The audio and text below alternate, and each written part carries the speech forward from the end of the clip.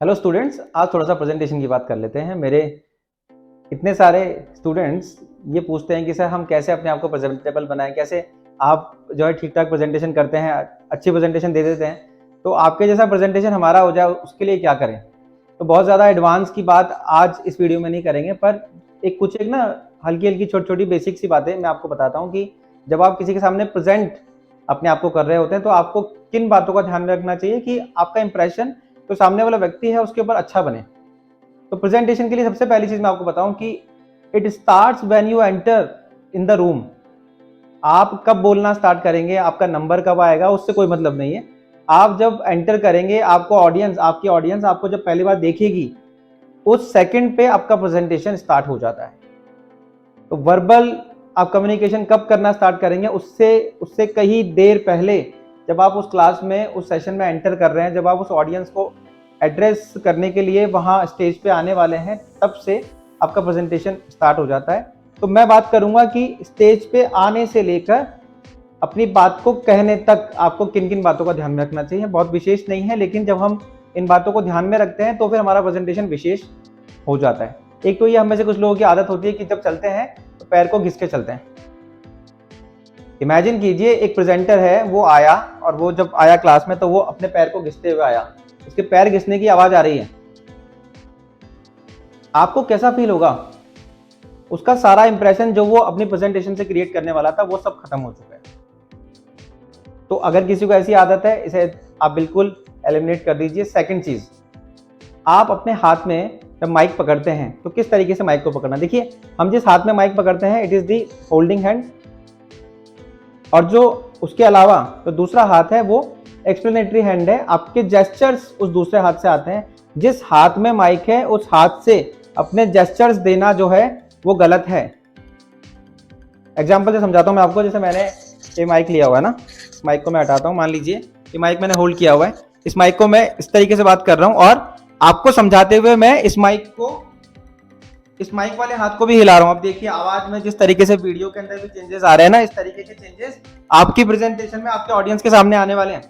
तो जिस हाथ में माइक है उस हाथ को नहीं हिलाना। अगर मैं इसको शिफ्ट कर लेता हूं तो ये जो मेरा हाथ है, बायां हाथ, अब ये एक्सप्लेनेटरी हैंड हो चुका है। तो जिस हाथ में माइक है, if you are holding a mic, तो उस हाथ को आपको नहीं हिलाना है बिल्कुल भी। एक बार जहां सेट कर दिया उसके बाद में उसे नहीं हिलाना है। और आप अपने सेशन का कौन सा एरिया कवर करने वाले हैं। अगर आप कवर कर रहे हैं लेफ्ट वाला, तो आपको आपका कॉलर माइक आपके लेफ्ट साइड में रखना चाहिए। अगर आप ज़्यादातर टाइम, ठीक है, मान लीजिए पोडियम है, अगर लेफ्ट में है तो लेफ्ट पे रखिए, अगर आपका पोडियम राइट में है तो आप उसको राइट में रखिए, क्योंकि आपका ओरिएंट उस तरफ है। तो जिस साइड में आपका फेस है उस साइड में अगर आपका कॉलर माइक रहेगा तो आवाज़ थोड़ा सा अच्छा ऑडियंस के साथ में कनेक्ट कर पाएगा। अदरवाइज ऑडियंस को बहुत ज़्यादा इशू होने वाला है। अगर आप ज़्यादातर समय स्ट्रेट बोलने वाले हैं तो आप कहीं भी रखिए अपने माइक को। आप चाहे तो टाई पे भी टक कर सकते हैं, दैट इज ओके। लेकिन इसका ध्यान रखते हैं तो आवाज़ जो है वो ऑडियंस तक अच्छे से हमारी जो है वो पहुंच पाती है। तीसरी जो चीज़ है वो है हमारा पॉस्चर। हम खड़े कैसे होंगे? आपको एकदम स्ट्रेट खड़े होना है, आपको आगे नहीं झुकना है। कुछ लोगों की आदत होती है बाय डिफॉल्ट, वो लोग आगे झुक के ही जो है बात करते हैं। ऐसे बात आपको नहीं करनी है, आपको एकदम स्ट्रेट खड़ा रहना है। और उसमें सबसे इंपॉर्टेंट बात है कि आपको अपने दोनों पैरों के ऊपर खड़े होना है। कुछ लोग बहुत ज़्यादा कैजुअली इस तरीके से खड़े होते हैं, एक पैर पे पूरा और एक पैर पे उनका जो वेट है वो आधा रहता है। हम लोग इसको कई बार बोलते हैं डेढ़ टांग पे खड़ा होना।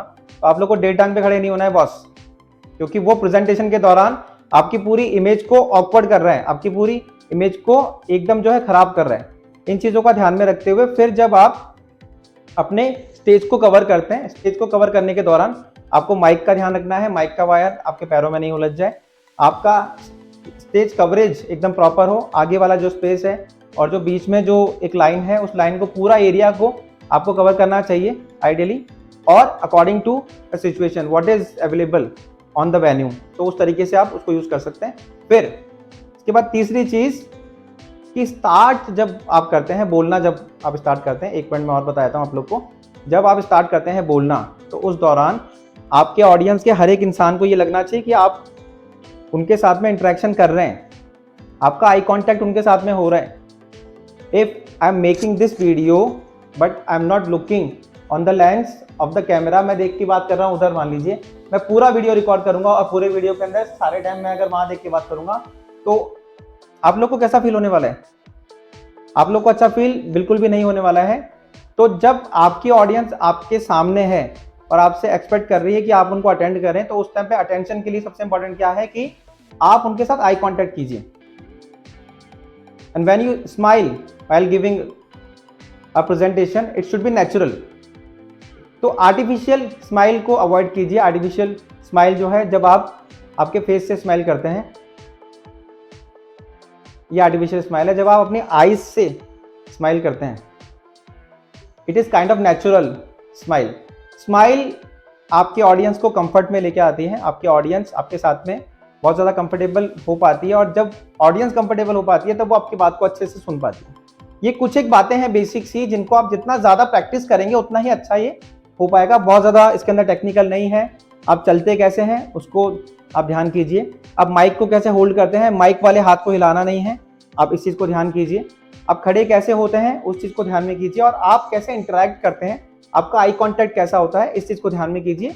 इसके अगले वीडियो के अंदर हम थोड़ा सा इसको टेक्निकल और बनाएंगे, और मैं कुछ स्पेसिफिक इन्फॉर्मेशन और आप लोग के साथ में शेयर करूंगा। Thank you so much everyone, आप लोग एंड तक बने मेरे साथ में। आई होप आप लोग को ये जो इनपुट्स हैं इनसे हेल्प होने वाली है।